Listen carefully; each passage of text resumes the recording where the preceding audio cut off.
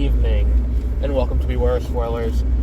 Probably the last Beware of Spoilers before Christmas, because the next 2 days I'm busy, and the next one I'm going to do is probably going to be Willow. I was going to do that, but, shit got in the way. So, here we are, talking about Babylon, the latest Damien Chazelle movie, which I'm conflicted on. There are a number of things in this movie that do work. Like, I think Margot Robbie has a great performance. I think that Brad Pitt has a great performance. And I think that the other lead, I forgot his name, has a great performance. He's kind of a newcomer. I think that, there's a lot in this movie that should have been cut before it got to the theater. Because at 3 hours and 6 minutes long, this movie did not have to be 3 hours and 6 minutes long. I'm sorry. I'm watching this movie and I'm just like, you could have cut this, you could have cut this. Basically the same thing I said about The Fabelmans.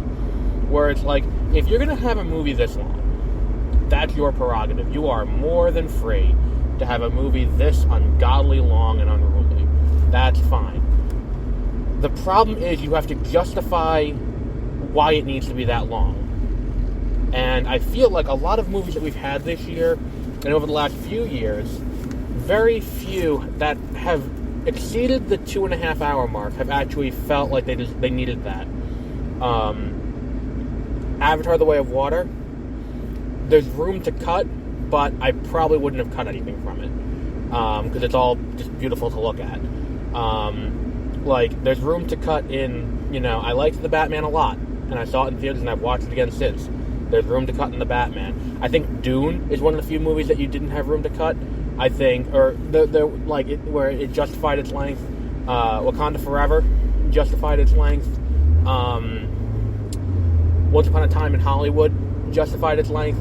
But very few movies that exceed that 2.5 hour mark actually do something worthy of hitting that 2.5 hour mark.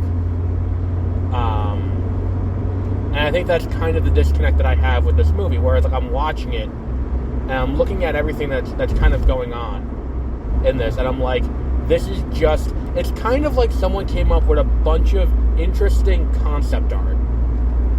And they're like, oh, that would be really cool if we did it in the movie. Look at how cool this would look. Look at how cool this would look. If we did this in live action, look at how cool it would look. And then at a certain point, before you enter production, you have to be like, all right, this is all really cool, but let's just tone it down, cut it down to a manageable length, and we'll go from there. And then, even at that point, once you've shot stuff, you have to be like, okay, this is all really cool and really interesting looking, but we gotta cut it down. And it's not nearly as interesting as Avatar, because at least Avatar, there's so much going on, and there's so much interesting visuals. You can keep track of it at least.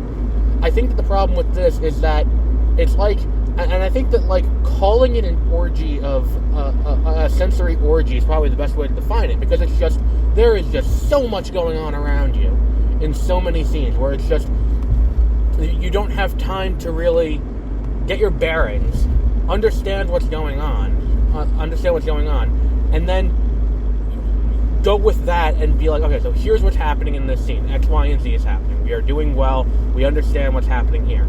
You never really get that sense with this, and I think that's kind of a big problem here with this movie, is that we don't get that, for a lot of the scenes and to be honest, I would have cut 75 to 80% of the partying, because it kind of feels like you have two different movies going on.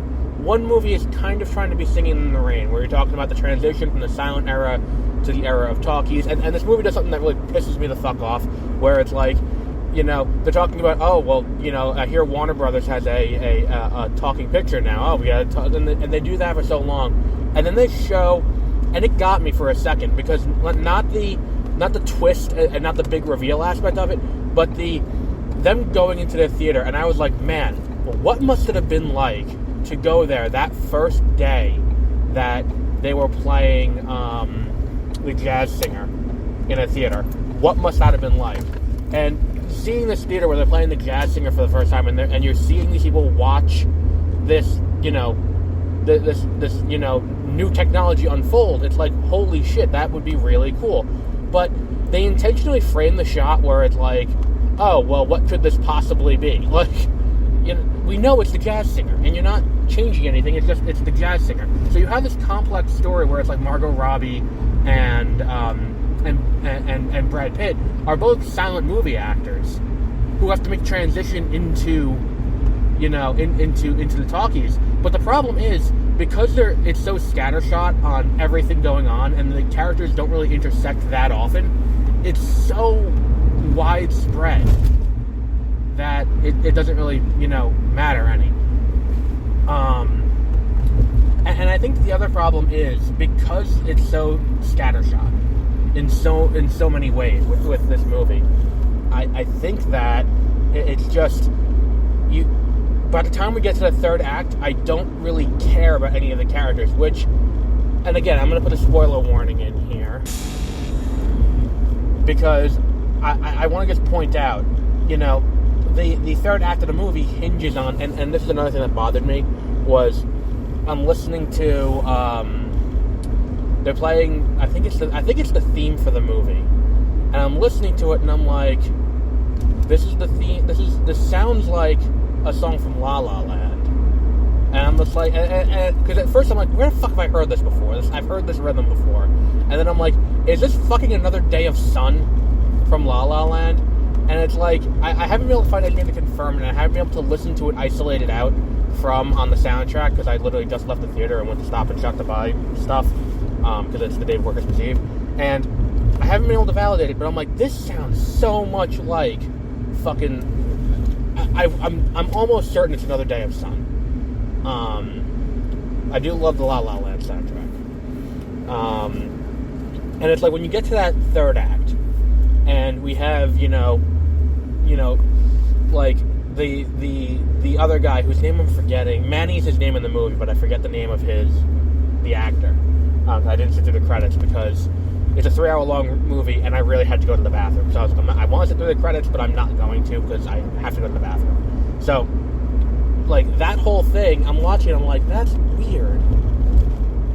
Like, and when you get to the third act, and this character has now been separated out, and we have the two other leads have both died at this point, like, and he's watching Singing in the Rain in the movie theater, and he's having all the memories, and this is where I was like, fuck you. Because I've seen this now happen twice this year, this exact ending. Because it happened in Wakanda Forever, and it happened in, what's it called? In Clerks 3. It's happened before this, but it's just a character who survived a traumatic experience letting the weight of what happened wash over them. But now we get visual aids, because you can't always do, I think it was Michael Clayton, where George Clooney does that. But there's no visual aids, you just watch his face as he realizes everything that happened to him over the course of the movie. So it's kind of the same thing here, but we're seeing flashbacks to all the things that happened. And I'm like, the thing is, so little time is spent with any one character, and then we also have this weird thing with the trumpet player, who it's like, doesn't have enough screen time for it to really be developed, and is kind of very quickly canned, and I'm like, well, that's a little bit of a weird thing to have in there. It feels like something where it was a studio note, where it's like, hey, can you put in, like, any, can you give, like, we don't have enough black people in this movie. Can you give him something to do beyond this? So, like, every scene he's in is kind of a reshoot.